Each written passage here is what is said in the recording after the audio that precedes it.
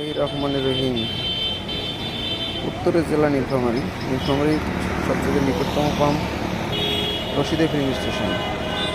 এখানে বর্তমান পরিস্থিতি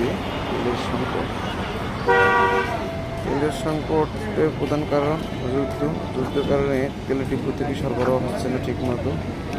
এই জন্য তেলও খুব একটা পাওয়া যাচ্ছে না, বা সাধারণ পাবলিকেরও চাপ বাড়ে গেছে কেন জানি বুঝতেছি না।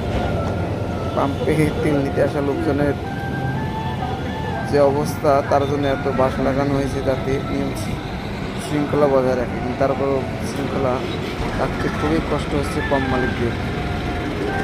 এত তেলের সংকট হলে কীভাবে চলবে পাম্প মালিকরা?